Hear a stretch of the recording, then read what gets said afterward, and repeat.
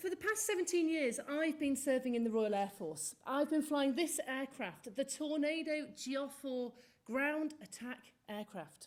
Easy for me to say. I'm only one of a handful of female pilots to have flown this aircraft and one of even fewer to have operated in hostile war zones. And it's so important that in life we've got a goal, a dream, something that we're trying to work towards. Just like we would never get into a car and just start driving without a destination in mind, why should any of our journeys through life be any different? But needless to say, 5 years after joining the Air Force and after consideration of what is probably the best and most intensive flying periods or training courses in the world, I became the second woman to fly the Tornado GR4 on the front line. And I was posted to this squadron, 2AC Squadron. It's the oldest fixed-wing squadron in the Air Force. And within a matter of weeks, I found myself out flying combat missions in Iraq. Now, a lot of our sorties took place at night, and the mission I'm going to describe was one of those sorties.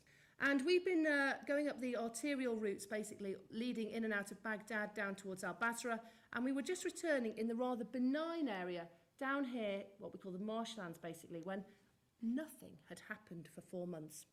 Now, out in theatre, there's not a lot to do. I'd lost a lot of weight. I had a suntan. I was going home the next day. My mind wasn't exactly focused on the job, when suddenly, and without warning, my navigator shouted, "Mandy, brake right!" I did so immediately. I slammed my throttles fully forward. I rolled my aircraft to 120 degrees angled bank, and I pulled 4G towards the ground. That's 4G is 4 times your body weight towards the ground. The reason being was a surface-to-air missile had been fired at us, and we were its target.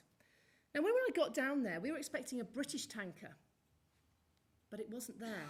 The British tanker had broken and become unserviceable on the ground, and there was an American tanker. Now, I'd never refueled from an American tanker before. Normally you need lots of sorties to get up to speed on how it works. And the other problem was there was a massive queue. Can you believe it? We are in the middle of Saudi Arabia, and there's a queue. But they are similar pressures to many of us as we go about our busy professional working lives. But it's how we handle that pressure that has huge consequences about how we are in the future. Now, every sortie we fly is scrutinised in great detail afterwards. All the successes and failures are focused on in the same degree.